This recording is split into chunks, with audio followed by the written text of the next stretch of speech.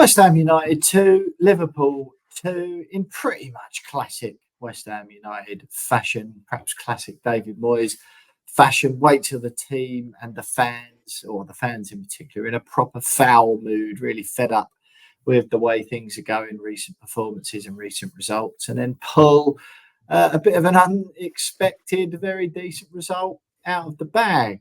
And a draw with Liverpool, who look destined to finish third now and all but put the final nail in the coffin of their Premier League title hopes. And weirdly, because it feels like most fans, positive or negative, Moyes in, Moyes out, are pretty much checked out for the season, particularly after the defeat away at Crystal Palace, some after that quarter-final defeat in the Europa League to Bayer Leverkusen. Is there any chance, James Jones, that West Ham could actually somehow weirdly, despite almost every single fan being fed up to the back teeth in one way or another for one thing or another, that we could finish actually in a European spot and get a fourth European campaign on the trot? Well, mathematically it's possible. Whether there's a chance or not is a completely different story. I think there would be if Chelsea didn't have about 750 games in hand on us, which is what it feels like. And obviously we've still got to play Chelsea playing this weekend, but yeah, I think it's very unlikely still Newcastle winning at the weekend. Yes, United drop points, but I think with Chelsea with a couple of games in hand on us, I just think it's difficult when you factor in the fact we've still got to play Chelsea, we've still got to go City on the last game of the season, who is like he's looking like they're going to need to beat us on the last day to win the league. So yeah, I still think it's dead in the water, mate. Fair. Just walk with me here, right? We beat Chelsea next game up, and we move to 52 points, yeah, which will put us, to be fair, 4 points ahead of them. Albeit they would still have 2 games in hand, but they have to win both of those, and then we beat Luton, right? So we beat Luton as well. You'd hope we'd beat Luton at home, and then all right, we probably do lose to Man City, but we get 6 more points from where we're at now. That puts us on 55. Chelsea, their games outside of us, they've got Tottenham, of course, this week. That is by no means a given, although Tottenham win at Chelsea even less than we win at Anfield, to be fair. And then they've got Nottingham Forest, Brighton and Bournemouth. Yeah, all right, yeah, fair enough. But you just never know with Chelsea, do you? I just sort of, it was one of them. I just thought I'd pretty much like mentally checked out for the season. Kind of mentally got on board with the fact that, you know, we're going to have to wave goodbye to David Moyes. We'll go into that in a little while, given that any of the so-called, you know, big managers that West Ham were definitely linked with in the past few days appear to want to manage anywhere else but the London Stadium next season. Yeah, Newcastle got Burnley away, Brighton at home, Man United away. So yeah, you do sense, and then Brentford away. You do sense that they're going to get enough points to get so far as well. All right, fine. I just thought I'd explore that with you for a bit to kick off the podcast. But very much, James, was it not? Everyone's kind of checked out, shrugging their shoulders a little bit, going, "Oh well, that's the season done. Not much to play for now. Just a little bit of pride and, you know, sort of pressure off, I guess." Yeah, but I wonder whether there was any chance. But you're pretty convinced, are you, that we're not getting those European places? Where are we finishing then, in your humble opinion? Ninth? I think we finish 8th or 9th.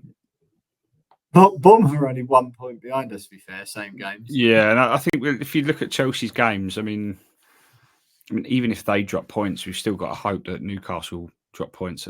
If anything, it's like, it's not even Chelsea we've got to be concerned about. It's Newcastle above us. They're the team that are in the position that we want to finish in. Yeah. So, and if Newcastle get 1 win, they've got more points than we're yeah. get. So it's looking unlikely. Like if the Chelsea, they're playing Brighton, who have checked out clearly. They've been in worse form than we have recently.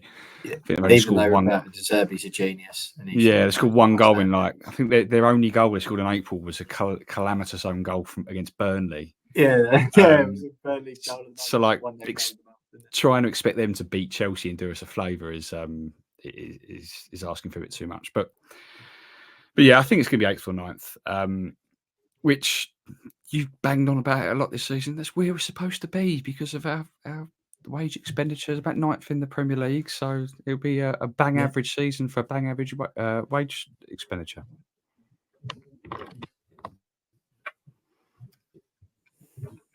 I'm not sure if you stopped speaking then, James, but I did, yeah. Yeah, unfortunately, my headphones ran out mid-sentence. So I don't actually know what you said. What I'm going to respond to is that you're right. I have been saying that's about sort of where that's kind of average for West Ham, given our spend. The one thing as well I would say is both me and you at the beginning of this season, the last podcast before the season started, not just us, but plenty of West Ham fans, kind of said that a good season or like a respectable season would be 8th in a Europa League quarter-final. That it's pretty much been like bang in the middle of like respectable and okay, isn't it? Like I will grant that the second half of the season has been considerably worse than the first, which was better than a lot of people were expecting. But yeah, I think if you go back to the beginning of the season, most fans, I'm not saying it's been spectacularly good, because I think this is pretty much about where any most reasonable minded fans, just talking position, I'm not talking style of football or anything at the moment, expecting us to end up. Yeah, I remember saying that at the beginning of the season. Yeah, a good season would be, around about 8th, get to the quarterfinals of the Europa League, happy days. But yeah, the way in which we started the season and where we were around about Christmas time, 6th in the league, just beating Arsenal, but just beating Man United, I think expectations were naturally raised as a result of that going to that second half, and we've massively shot ourselves in the foot, and it's going to cost us now a better season than we were perhaps predicting, and a better season than perhaps we probably deserved, to be fair. But I've said it early on, only a few months ago. I said we're going to win this season and we're going to look back against those results against Sheffield United and Burnley and probably Bournemouth at home and be like, yeah, like they cost us Europe. Those performances cost us Europe. And that's the way I'm going to reflect on this season, is that it was a massive opportunity missed, as opposed to, that was a decent average season in the Premier League for West Ham, where we should probably be. It's going to be a massive opportunity missed in my eyes, I think. And I think probably in the eyes of David Moyes as well, particularly if he leaves the club, which is looking more and more likely. He'll be looking back on a lot of missed opportunities, which will have essentially cost him a contract, I think. Yeah, I sort of sense if, I'm not sure. I don't know about that, about costing him a contract. I reckon, it feels like the appetite might not have been there for him to stay on anyway. It feels like fan feeling is going to play a significant part in this decision, because I think, let's be honest, I think if the fans weren't booting off as they are, or sections of them, that David Sullivan would probably be pretty happy to bob along, wouldn't he? Really, it takes a bit of heat off him for a while. And we've done this exact conversation about looking back on those results or not. Like, beating Tottenham away, beating Arsenal away, held Liverpool home. There's been some excellent performances, excellent results in there as well. I just think, like we touched on it last week, really, it's sort of January. But it's funny, right? I saw something on Twitter earlier, and I started replying, and then I stopped because I just couldn't be bothered, really. But it was like, why do West Ham fans think it's so good at the moment, or something like that, or why do some sections of our fan base seem happy with West Ham at the moment, or something like that? We've only won 4 games in 2024, and it's like, but if you, like, anyone can select a window of time to back their argument. I could sit here with you now and go, well, best first points total to the Premier League season in history. The fact of the matter is, like, that's only sort of as good if you build on it. So what's happened in the second half detracts from all the good that happened in the first half, just like all the good that happened in the first half detracts from quite how bad the second half has been. Like ultimately, football, domestic football, like seasons are based on how you do in every one of those 38 games. It's just a classic one. I mean, if we'd have been in this position, just swap it round, right? So we won just 4 from the first half of the season, and then the second half was this massive, huge comeback to where we are now. You'd still get people going, well, what a missed opportunity because of the first half. The fact of the matter is, it's how many points you get over 38 games, isn't it? And I think that's why now I think that's even me. It was a brilliant season up till Christmas, but then the point you make is totally right, that the second half of the season has been so bad that overall it's just been average. If it was the other way around, you'd still probably say the same thing. Nice comeback, but we let ourselves down. Ultimately, no matter when the points were gained or dropped, like over the course of a 38-game season, it's looking like it's been a pretty average campaign for what modern day West Ham are trying to be, isn't it? Like, because that tweet I was talking about, he said, why is it West Ham fans are so happy at the moment? It's like, well, for me, the thing I started typing before I stopped was because it's still so much better than the dross that I've been served up. Like the average dross we've all been served up for the vast majority of my time supporting West Ham. And that's ultimately what it boils down to me. I'm not really, I'm not really saying other people should feel exactly the same way. That's just how I feel about it, is that for most of our time support West Ham have been absolutely crap. So, there aren't many seasons, right, in my life that I would swap with this one, albeit average. Like obviously the previous 3 under David Moyes I would. And then you could already tell me what seasons I'd swap. You know that it's the Pardew season 2006. Like that it's the Glen Roeder one, probably when we come 7th, I think. It's Slaven Bilic last season at Upton Park. Other than that, not many I'd swap really with this season. But that isn't to say it's been spectacular. Yeah, I agree, but I do disagree on your point about if it was the other way around.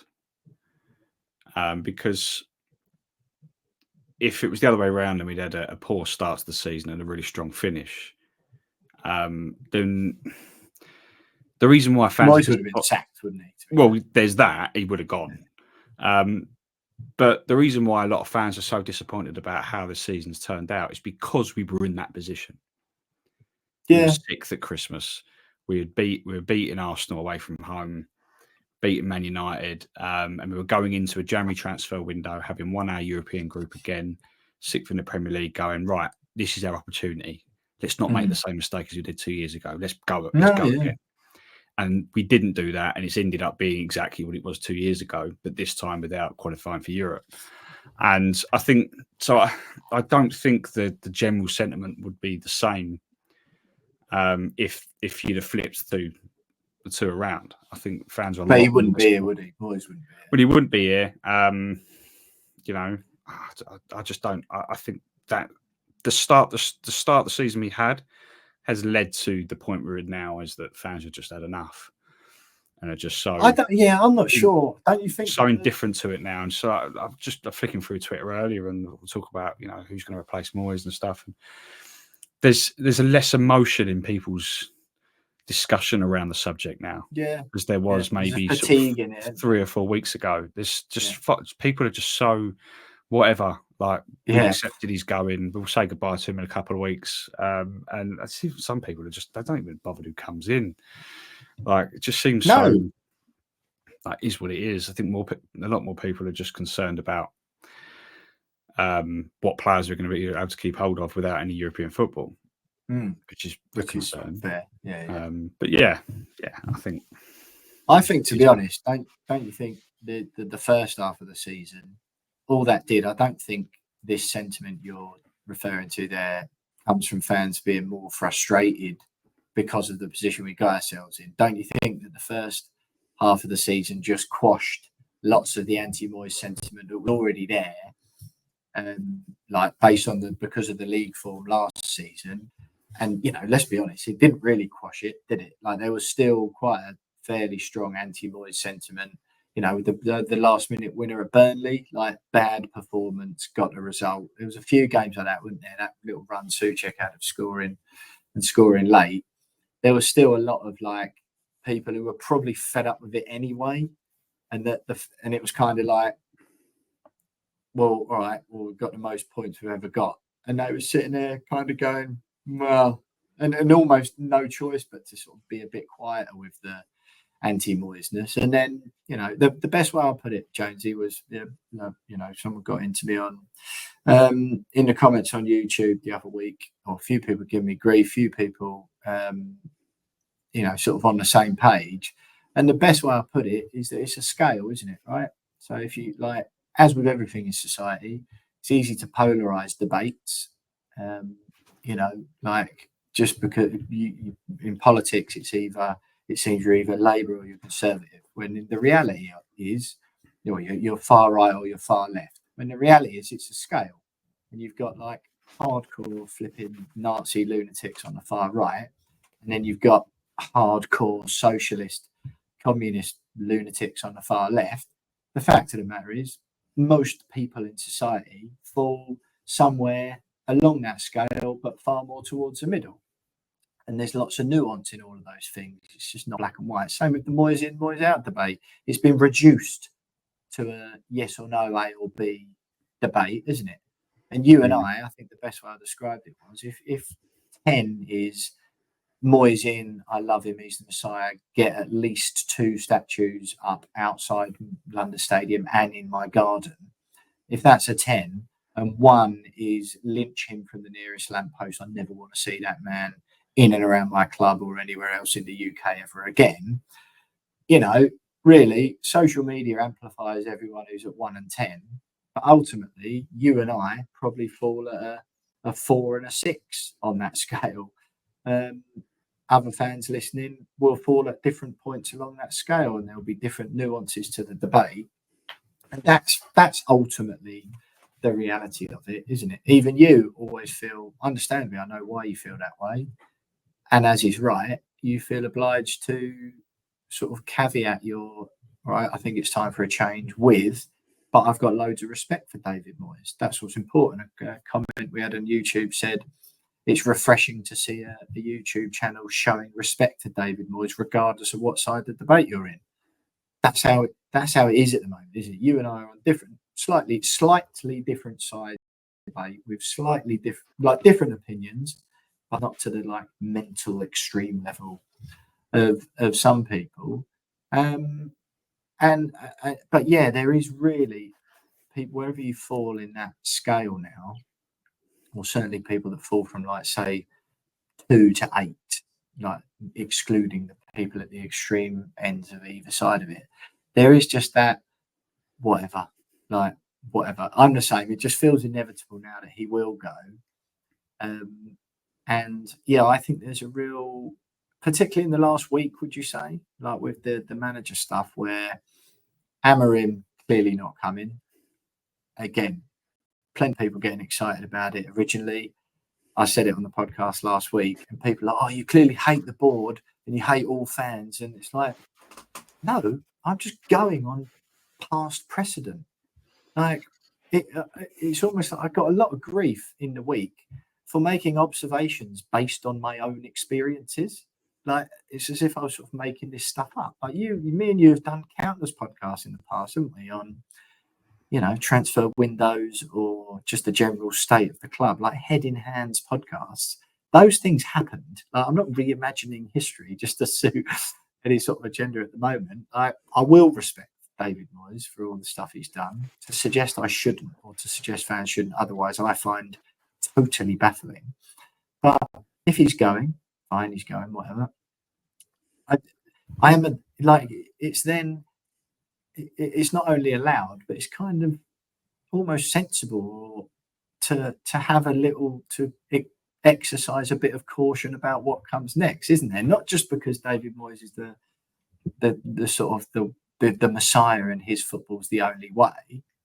But like, given what we've experienced before, like the reason David Moyes came back a second time is because of the Manuel Pellegrini like debacle. Slaven Bilic had the good season the last season at Upton Park, and it was a disaster. Like, the season afterwards, Avram Grant, Gianfranco Zola, like average. Alan Kirbishley, okay, average. Like, I just, it's this isn't a Moyes issue, but given what we have experienced, do you find it confusing or ridiculous to be a little bit wary about what comes next?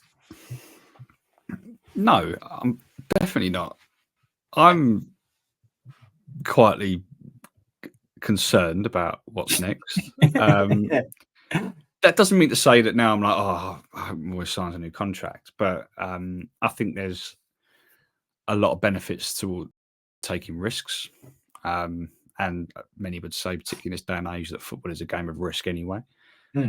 So I'm not against that, but I am concerned because of what's happened before. And it is, you would go as far as to say, part of West Ham's DNA that it's probably going to go wrong. And I don't think anyone would be surprised that it goes wrong. But what I would like to see, and I don't think we're going to see it because that's not the makeup of the modern football fan these days. But what I would like to see is if it doesn't start well and we're not sitting at 6th or in the top 6 by Christmas next season, or the top 10, or the top 10, or whatever it might be, what I would like to see is people just go, okay, it's fine. Let's not panic. Let's just see how this goes. If we bottom the league, fair play. Yeah. Where do you draw the line out of interest? Like, because obviously it's always a balance of performances versus results in every football club. So where do you draw the line? I think we have to accept the fact that we are going to be going into a transitional period. Where a lot of key players are going to likely leave. We have to essentially rebuild a squad, as the squad we've got is small and aging.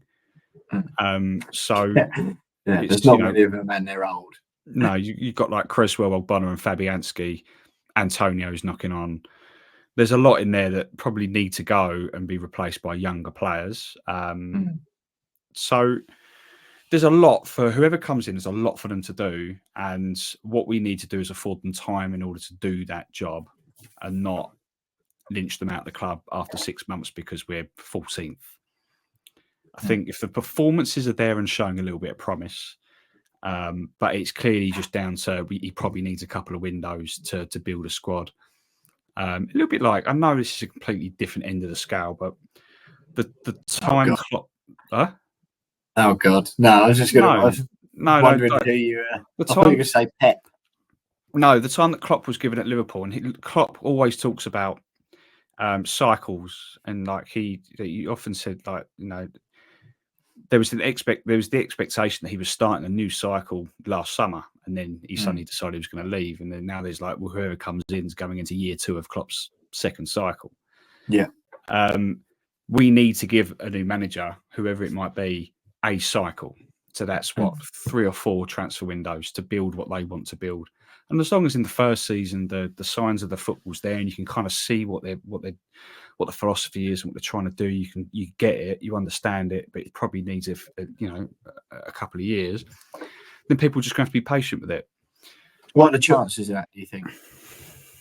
Because I got a lot of stick for suggesting there's a portion of our fan base who aren't willing to do that.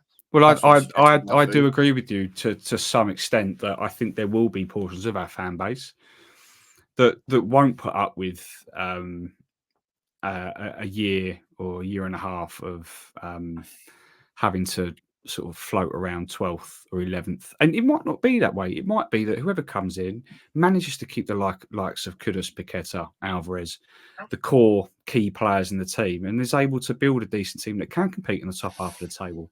Maybe not compete consistently for a top 6 finish, but be in and around it, in amongst it, to kind of fend off that immediate it's not working. He's got to go. We've got to get someone else in. But there is a chance that it could be that we have a season where we're finishing 12th or 13th, while whoever it is rebuilds the club. Where would you draw the line then, mate? Where do you 12th. Personally think? 12th, 13th. I think. In fact, no. I think as long as we're not sitting there flirting with the drop. I think if it gets to the point where we're spending a little bit of time in the bottom three, and that then subsequently puts pressure on the players and the results and the manager, which then can get a bit much. As long as we're not doing that, and there's a nice little cushion between us and the bottom three, and we're never really in danger of it, then I'm all right. Obviously, I'm not going to put up with it forever, but I'm all right in that first season going, yeah, let them come in and do their job. Give them a bit of time. Well, if you can see promising signs. I think, it has to come with positive signs on the pitch, and we are getting the odd good result, but you can see that the style of play is there, and they're trying to implement their philosophy, and it's there are signs that it's going to work eventually. And what is that? Postecoglou stuff? Is that what you're looking for? Or? Yeah, maybe not as extreme as let's just attack, and just leave our defence wide open and hope that we buy a centre back that's like Usain Bolt. I commend Postecoglou for that approach, but we haven't really got the squad, and we probably never will have the squad to do it. But I get, in that sort of, the signs are there. We're not going to get a result every week, but you can see what he's doing, and what we can see from what he's doing. If it works, if it clicks in a couple of years, we're going to be a decent, solid outfit, probably back in Europe type. But yeah, I think just don't want another relegation battle off the back of the last 4 years. And there's no like, I don't think there's any reason to believe that we would slip that far down. I think you can never say never, obviously, but I'd like to see fans just be a little bit more patient this time around. Yeah, fair enough. I think I was just sort of expressing the fact that may not happen last week. And anyway, look, I'll tell you what we'll do. A bit of a lengthy old introduction there, just to let you know what is coming up on the show this week. Next up, we'll have a delve into, because we got lots and lots of feedback on YouTube last week, so we replied to some of them on YouTube. I want to throw a couple of them out there myself this week. Me and James will have a chat about those. We'll have a brief look back, of course, at the Liverpool draw, the 2-2 decent result against the Reds. Sort of scuppered Jurgen Klopp's farewell party. We'll have a little bit of a look ahead to the Chelsea game on Sunday. As of the time of recording, they haven't played Tottenham yet. So we don't know what sort of state they will be in after that. Hopefully the game so close to our one will play in our favour somewhat. That's about it really. So feedback, comments next. Look back on the Liverpool game, look ahead to Chelsea, sort of see where we are generally as a club going into next season. We'll touch on some of those managerial reports, and the fact that I had a wry smile to myself earlier today when Julian Lopetegui announced that he's going to AC Milan. Ruben Amorim clearly doesn't want the gig. And I feel we're just the albeit small step closer to David Moyes signing his renewal on the dotted line. Have you not seen the latest though? Apparently, Lopetegui's back on. Back on, because I read it this morning that he'd informed AC Milan that he wanted the job, and this afternoon it's AC Milan are going to go elsewhere, and so he's informed West Ham that he's still interested. Reported by Jacob Steinberg, so it's a trusted. There trusted you go. source. It is a trusted source indeed. Yeah, Jacob.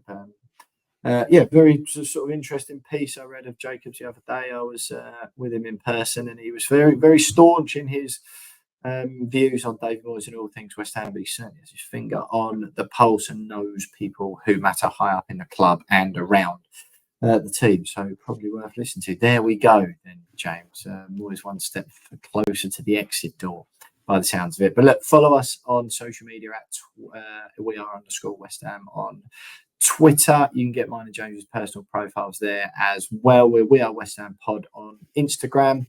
Search We Are West Ham Podcast on YouTube and subscribe over there. I've got a little will climb up in the subscribers in recent weeks, and a few more people getting stuck in on the comments as well, which has been nice, both good and bad. Leave us 5-star review on Apple Podcasts, Spotify if you like, and some nice words. You can buy us a pint if you want. buymeacoffee.com/we are West Ham if you fancy chipping in over there. And I think email us if you want. We are westhampod@gmail.com. Hello to Jim Odie, who does that very, very regularly indeed. So hats off to Jim. Yeah.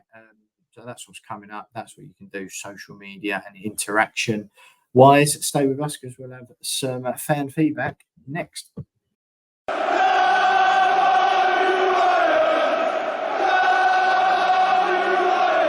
Right, Jonesy, as we said last week, first of all, it's a bit of a shame, really. I had someone comment on Twitter saying that my analogy about David Moyes being the captain of a raggedy old ship that is West Ham United was one of the funniest analogies he'd heard on a podcast in a very long time, which I liked.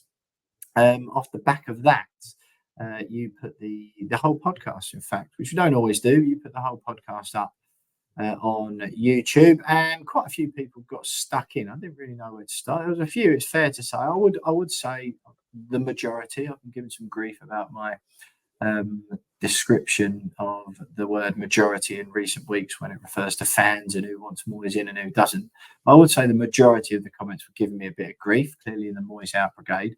Then I would start with negative or positive, James. I'm going to start with Danny Smith, at Danny Smith 2040 on YouTube. And we don't often swear on the podcast, but I'm going to give you a swear warning.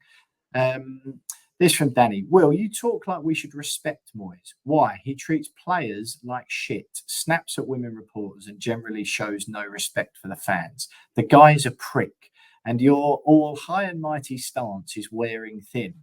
By the sounds of it, you don't like West Ham fans, you don't like the board, you love yourself as you're so far up your own arse, it's incredible. When Moyes goes, and thank God he will, why don't you fuck off with him?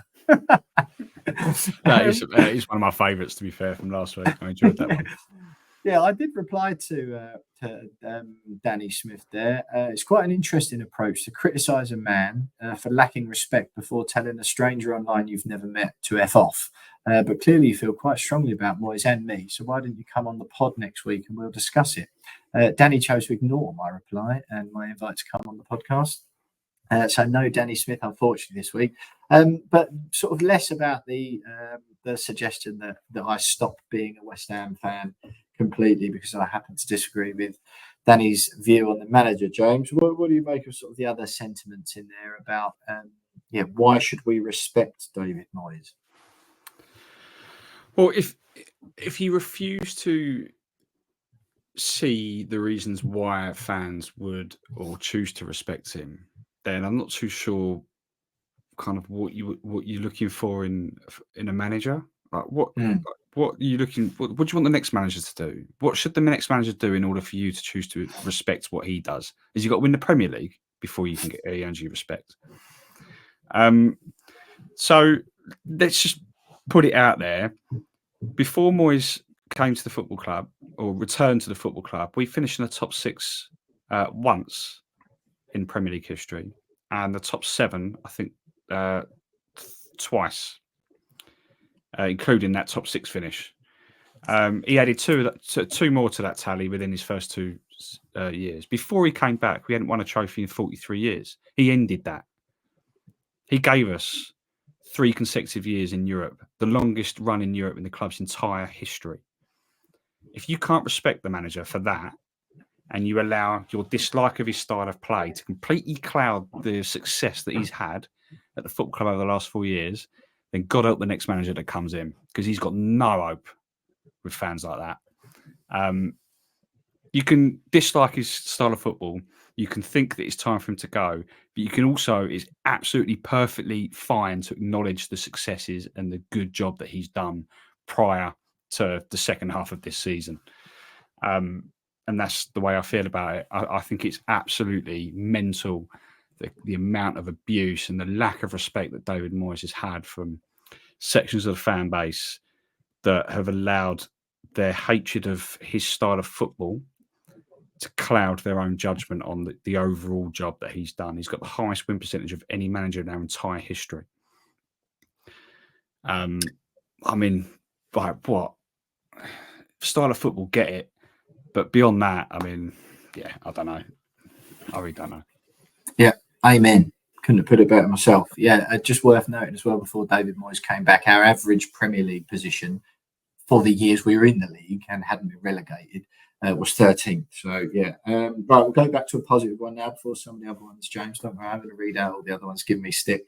H. Peters, just stumbled across you guys. Refreshing to see a channel showing Moyes respect rather than slagging him off all the time. Everyone can have an opinion on if they want him out or not, but he deserves to go with respect because of all that's what he's done for us. Fair play. I think this one was aimed at me. You did ask this guy to clarify. The biggest bell end on West Ham social media. Totally clueless, and even better, he actually believes he knows better. Lemon emoji. I'm going to assume that was aimed at me, James. You did ask him to clarify. I did ask. I was partly hoping it was aimed at me, but I have an inkling it was aimed at you, given everything else underneath that video was aimed at you. Yeah. Well, not everything else. Sure. Right, here we go. This was a good one. At Mercedes SL. Will, are you seriously praising Moyes and think he's brilliant? How long you've been a West Ham supporter?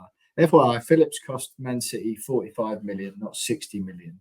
He chose them, thank God, rather than Moyes, but Moyes still wanted him. Yeah, hands up there. I did get the figure wrong, but my point remains. I did actually get the figure wrong, but I couldn't check it as I was making it. Are you seriously happy with what Moyes has done these last 3 years? Please don't spout about a European Cup win, because we were nailed on favourites with a team that had umpteen internationals against a load of painters and decorators. Pretty sure Fiorentina's team is made up of Andes and Alkmaars, at least, and Genks, or the Belgian team, sorry, are made up of professionals. But we were nailed on favourite with a team that had umpteen internationals against a load of painters and decorators. Sorry, but there's no point responding because I can't be doing with you Johnny come lately fans.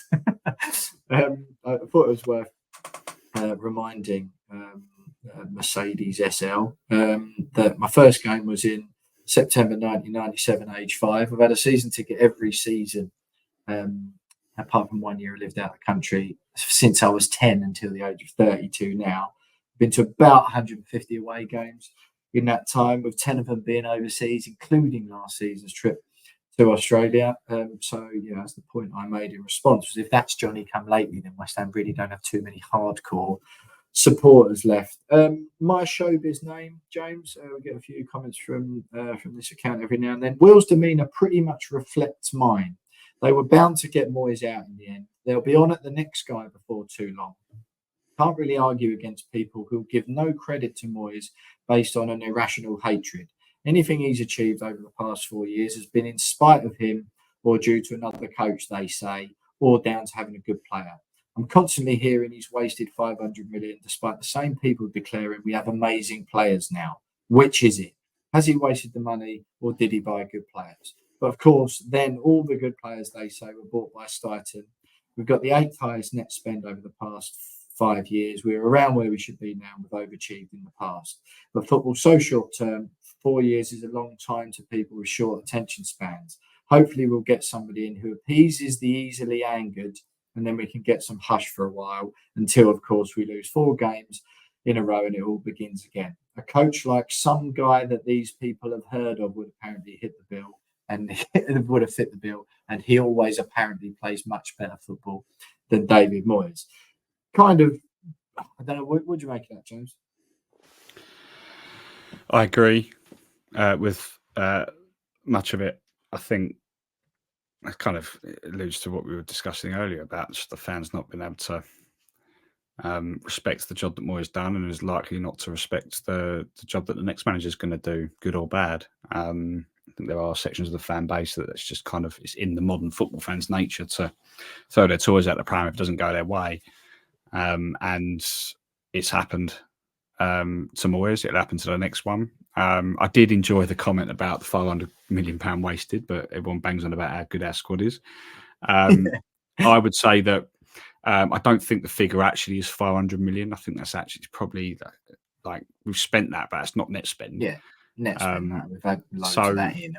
And I would go as far to say that you could probably count on one hand how many of David Moyes' signings over the last 4 years haven't worked out. I think his recruitment actually has been second to none. has been I absolutely couldn't agree superb. more. Like literally, I can't It's remember the never last been manager. so good since I've I been. can't remember the last manager at West Ham that consistently got it right. And often with players that no one had ever heard of. No one had heard of Souček. No one had heard of Soufal. They've arrived at the club and have got 300. No one really heard of Bowen. They've got 300 appearances between them at the club now, and like, I don't agree that any money has been wasted. I think there have been missed opportunities in windows, especially the January windows. We're talking about that to the cows come home. But to say that money's been wasted, I think is way off the mark. Way off the mark. If anything, the money's been well spent. And we said it. I was concerned how they would reinvest the Declan Rice money, and I think they got it absolutely bang on. I think every single penny of that money was reinvested where it needed to be reinvested, and it was done well. So yeah, I do not agree with anyone that says that David Moyes has wasted anything. I think he's been probably the best manager we've had in the Premier League era for recruitment. Yeah, honestly, I mean, I quite agree. I know it is a weird space to be in. I think where highlighting that some positive things have happened in objectively results only the most successful period in the modern era, like of sustained success. It is a weird space to be in where doing that, you get absolute dog's abuse for it. It's very, very peculiar indeed. I just another couple here. Will, why insult the Moyes out West Ham supporters with your statement that we would find fault in any manager? A lot of the fan base simply think there are more negatives than positives with Moyes, and we're not scared of rolling the dice on another manager, especially as we have Stuyton to advise Sullivan now. Now that I thought was a perfectly reasonable thing. I did make the point. I don't really think that group of fans, I don't think it's particularly insulting for me to suggest that we have a portion of our fan base, as we've already discussed earlier in this, James, that would not be that would be unable to give the patience that you described so well earlier on. Right? It's not a completely far-fetched, ridiculous thing to say that there is a section of our fan base who don't seem, as I put it, don't seem to be happy until unless they're angry, basically. So I don't think it's particularly offensive, insulting to suggest that. But again, what I said, I accept there are varying degrees of reasonableness within the Moyes outers and the Moyes in supporters. But I just find it, and this was from Iggy Goes Pop, right? And perfectly reasonable thing to say. And then when I replied, he said, I agree that fans of all clubs can be amazingly fickle and impulsive when their team loses a game and turn on their manager, and it's normally pathetic. This bit I found interesting. I have a personal dislike of Moyes for numerous reasons, obviously starting with his negative football style, as well as the way he's wasted the club's money on players that don't even suit his style of play, the ageing and small squad that he's about to leave us with, the way he treats some of his players, brackets, Cornet, Ben Rama, and Alex Kral, that was unforgivable. The way that he turns on fans when they question his tactics, the way he manipulates the press, the way he keeps on lying about saving us from relegation, as the 10 trophy winning Pellegrini may well have kept us up that season had he been given more time. I don't think so, mate. I seriously don't get why any West Ham fan would want Moyes to stay. I don't get why they're scared of change. I don't get why they don't trust the board to select a much better manager as long as Stuyton has a major say in it. How do you know Stuyton's getting a major say in that he's not just there as there's not been appointed by Sullivan just to make it appear like he's taking on more professional advice than his own? But if we get Lopetegui, I can see both the Moyes in and out fans not being that happy, as it would clearly be a Sullivan-only decision, as Stuyton is looking at younger, tactically minded, progressive managers. I mean, you go, James. What do you make of that before we move on? Well, if the reports are anything to go by from trusted sources, Lopetegui is going to be a Sullivan appointment, and he's being advised against it, but he's going to do it anyway. It's like Stuyton is throwing Fonseca and Flick at him, and apparently Sullivan's set his heart on Lopetegui. We don't know how true that is, but there are reports that suggest that it might be.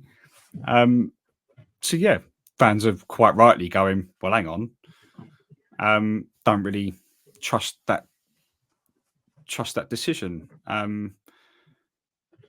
But yeah, I don't really know what else to say. Like, if it is just a purely Sullivan decision, then like history tells us that Moyes aside, it's not going to go well.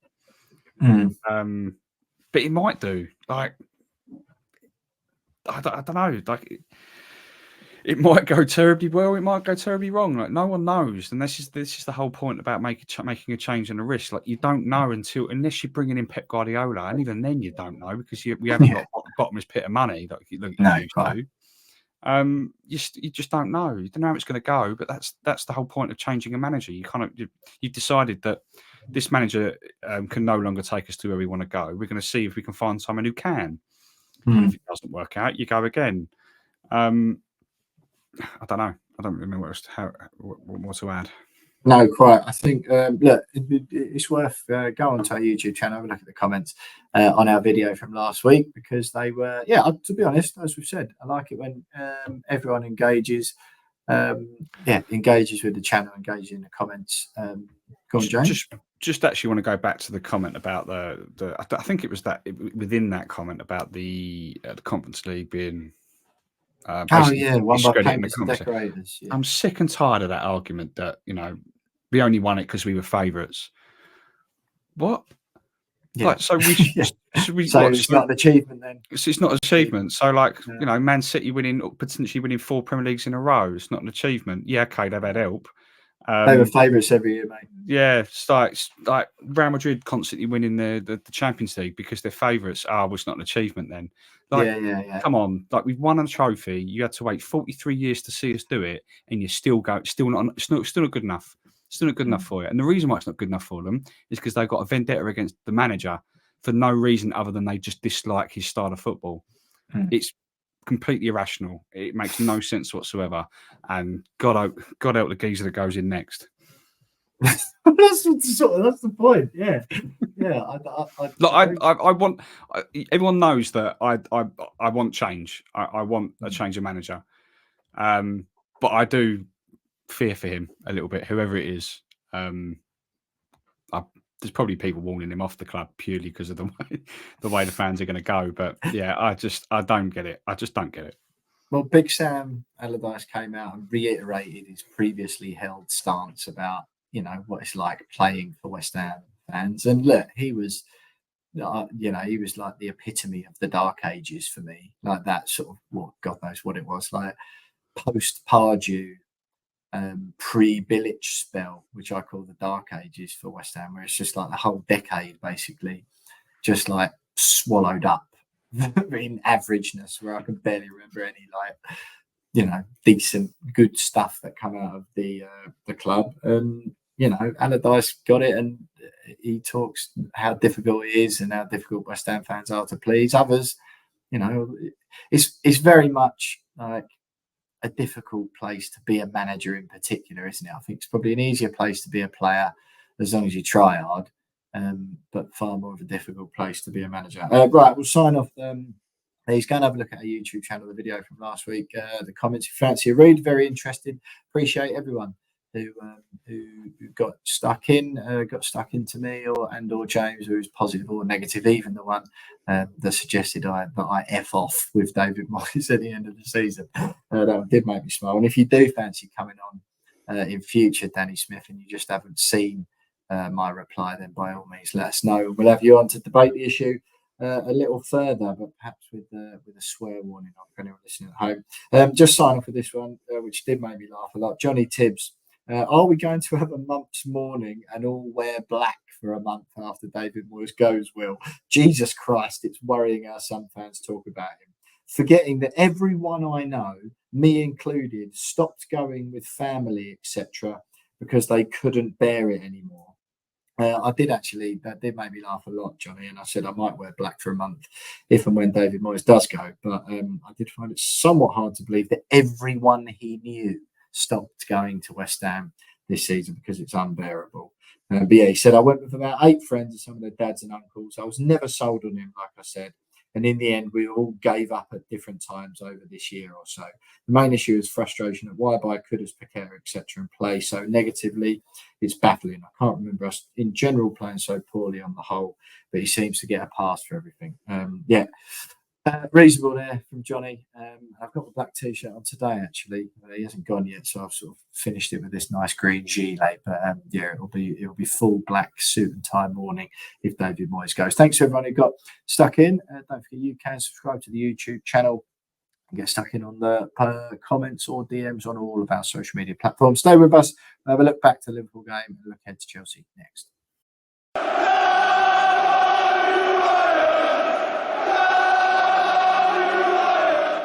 Right then, Jonesy. West Ham 2, Liverpool 2. One of those games, really. Jared Bowen puts us ahead just before half time. And in classic West Ham fashion, just 3 minutes after the break, Andy Robertson gets Liverpool back level. That farcical own goal that I think went down as an own goal from Areola in the end, before Mikel Antonio with another brave equaliser for West Ham, finishing the season in fine form. I was going to say young Mickey, but is Mickey. What did you make of it? A bit of a surprise result for me, to be honest, although Liverpool were obviously waning as well, 28% possession. Sort of a bonus point. Doesn't really make a huge deal of difference as far as our European hopes go, as we've already discussed. What did you make of the whole thing? I had mixed feelings. Happy with the point. I thought it was a decent performance. We were well worth the lead at half time and did well to get back into it after they took the lead. But at the same time, kind of was like, that's giving Arsenal a bit of a boost, isn't it? Bit annoying. But overall, yeah, I'd rather City win it than them. But yeah, I think it was a good result. It was a little bit surprising, like you said. I thought that the overall performance was good. I don't recall Liverpool being overly threatening. Like their second goal was a complete fluke. It came off about 17 of our players. And then ended up in the back of the net, so much so that even though Bonner was just sitting there laughing because he was like, how on earth that ended in the back of the net.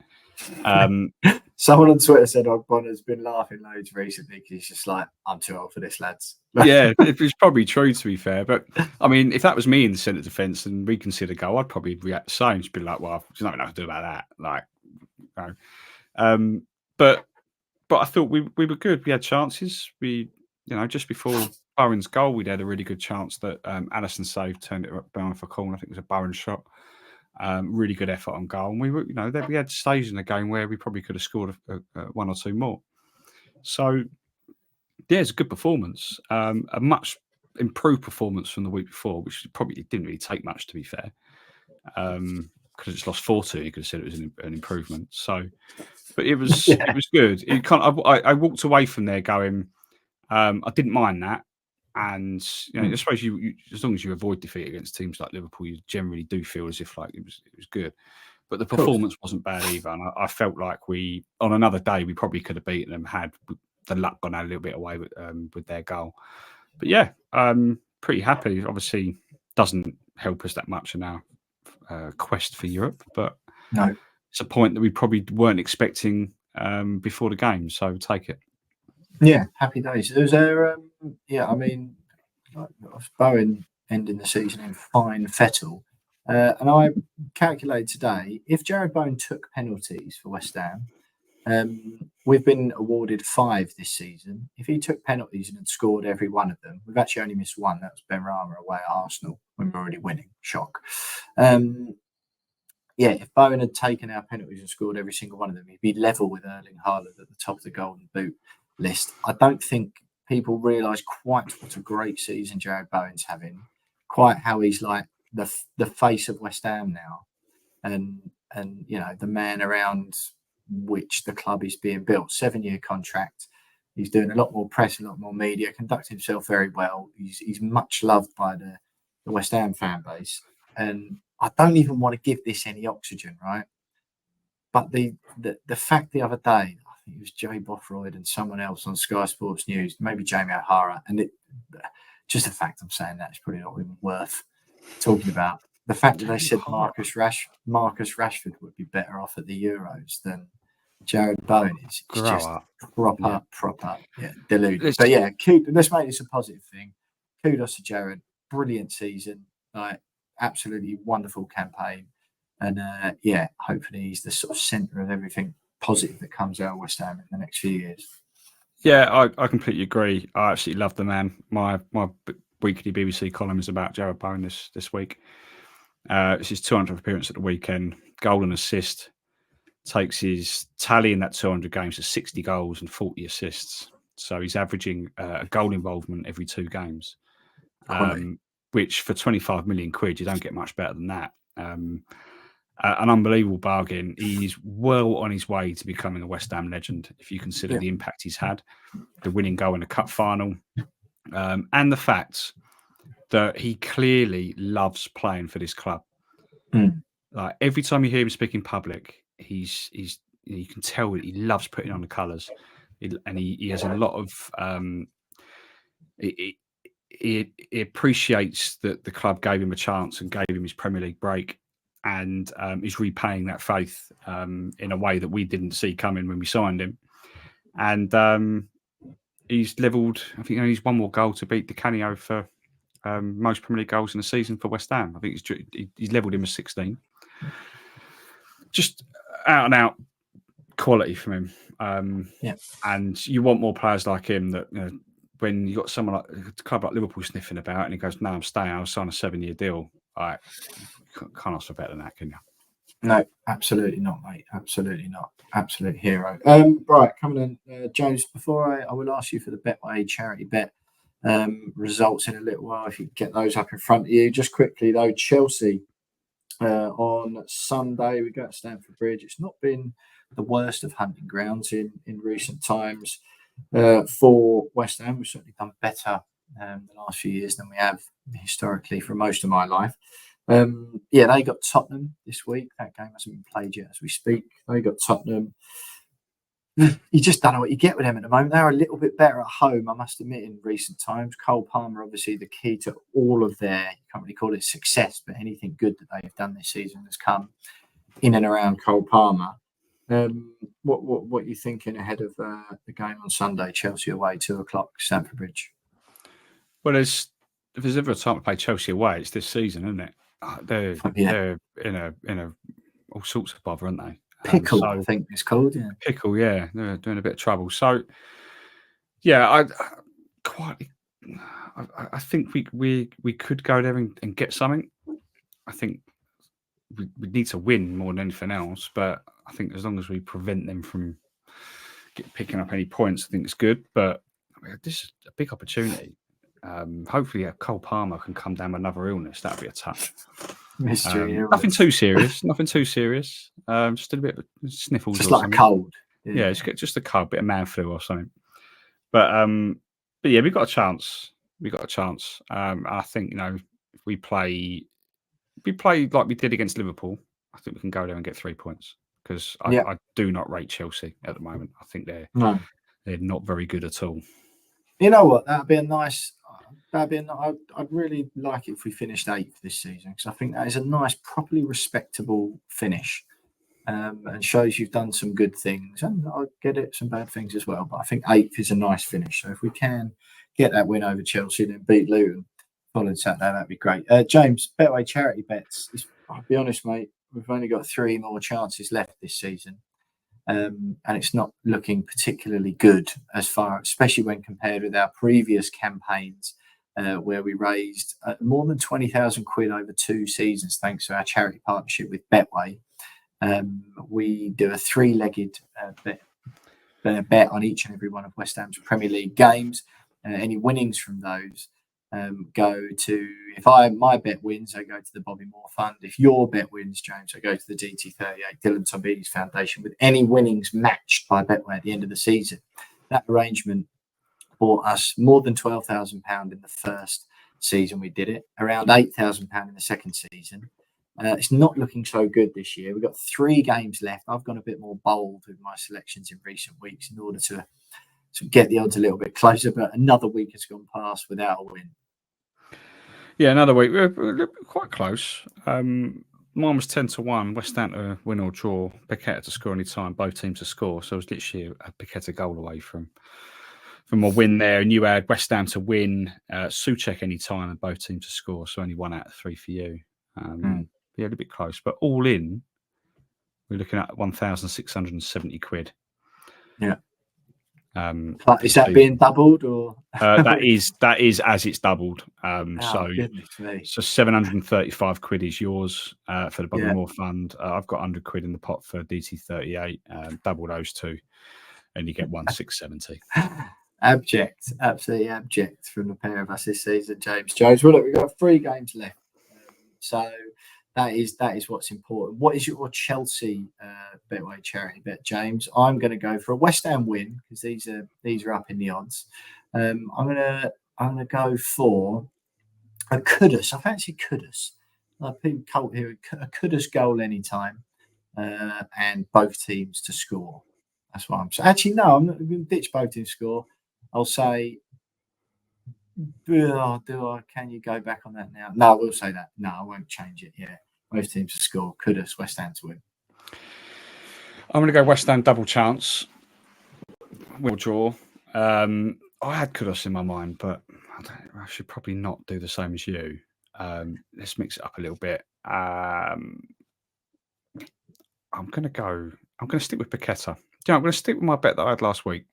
Yeah. West Ham double chance, Paqueta any time, and both teams to score.